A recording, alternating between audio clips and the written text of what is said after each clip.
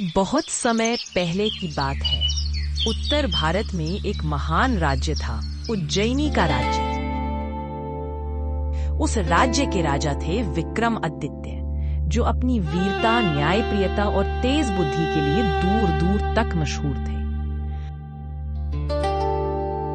राजा विक्रमादित्य का दरबार सोने की तरह चमकता था। वहां विद्वान, कवि, संगीतकार और मंत्री इकट्ठे रहते थे।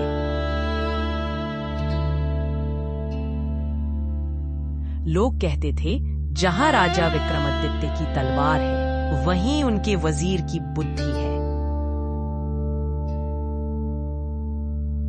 यही कारण था कि राज्य में न्याय, शांति और समृद्धि हमेशा बनी रहती थी। पर एक दिन राजा विक्रमादित्य के मन में यह सवाल उठा कि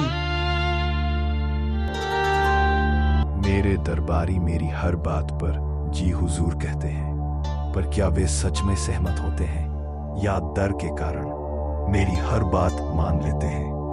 अगले दिन दरबार में,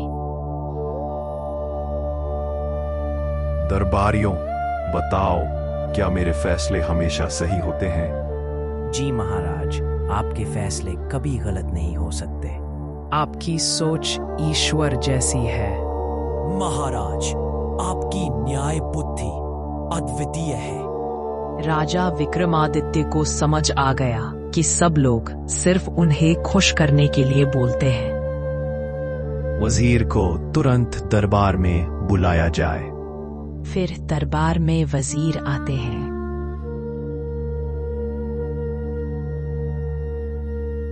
प्रणाम महाराज, आपने मुझे बुलाया। वजीर, मैं तुम्हें एक काम देता हूं। कल दरबार में आकर मुझे ऐसी बात कहना जो सच भी हो और कड़वी भी। महाराज, जैसा आप हुक्म करें। रात को वजीर घर में चिंतित बैठे हैं। उनकी पत्नी पूछती है, इतने परेशान क्यों हो? कल मुझे महाराज से ऐसा सच कहना है जो उन्हें बुरा भी लगे और सच भी हो। अगर नाराज हो गए तो मेरा पद भी चला जाएगा।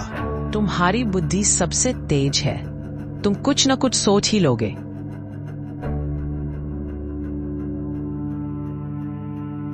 काफी सोचने के बाद उन्हें जवाब सूझा और उनके चेहरे पर हल्की मुस्कान आ गई।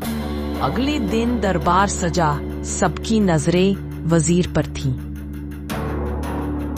तो वजीर, बताओ वह सच जो सच भी हो और मुझे बुरा भी लगे। महाराज, 3 चीजें कभी किसी के वश में नहीं रहती। पहली बुढ़ापा, दूसरी मौत और तीसरी सच। दरबार में सन्नाटा छा गया। क्या मैं भी इनसे नहीं बच सकता? महाराज, यही सच्चाई है। फर्क बस इतना है कि आप में सच सुनने की हिम्मत है। राजा कुछ पल चुप रहे, फिर मुस्कुराए। वाह वजीर, तुमने मेरी परीक्षा पास कर ली।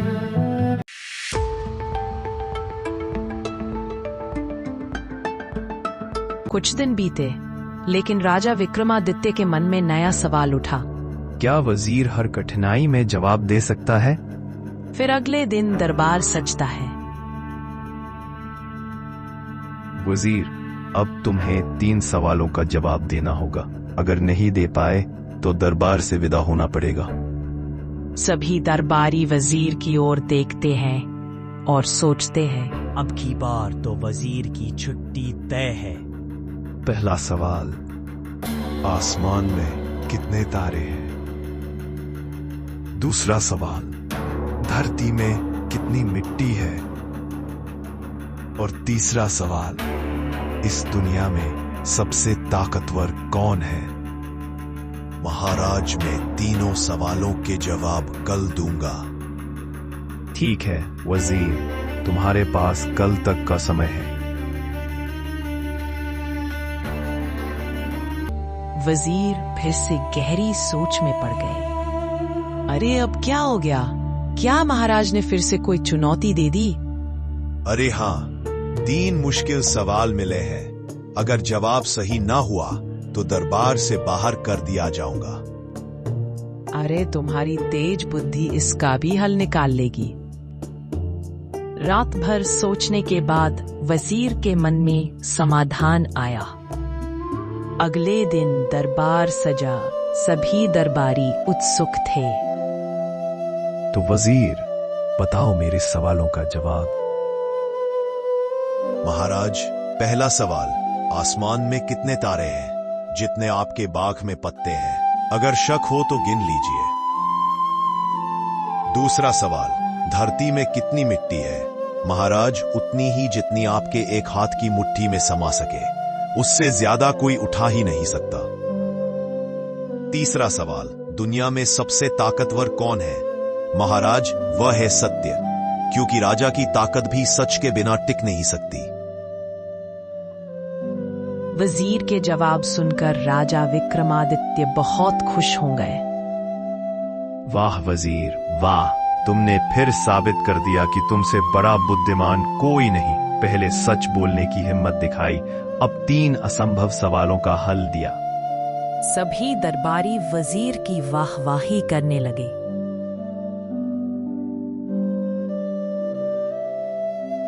वजीर, आज तुमने दिखा दिया कि असली ताकत न तलवार में है, न सोने चांदी में, बल्कि बुद्धि और सत्य में है। तुम्हारा साहस और चतुराई मेरे राज्य की सबसे बड़ी संपत्ति है। बताओ, तुम्हें क्या इनाम चाहिए? जो चाहिए मांग लो। महाराज, मुझे इनाम नहीं चाहिए, क्योंकि आपकी सेवा ही मेरा सबसे बड़ा इनाम है। राजा विक्रमादित्य और उनके वजीर की दोस्ती और गहरी हो गई। दरबारियों को भी सीख मिली कि खुशामद से नहीं, बल्कि सच और बुद्धि से ही असली इज्जत मिलती है। सच बोलना कठिन होता है, लेकिन वही सबसे बड़ा बल है। बुद्धि और धैर्य से हर कठिन सवाल का हल निकाला जा सकता है। असली ताकत ताज, सोना या सेना नहीं, बल्कि सत्य की होती है।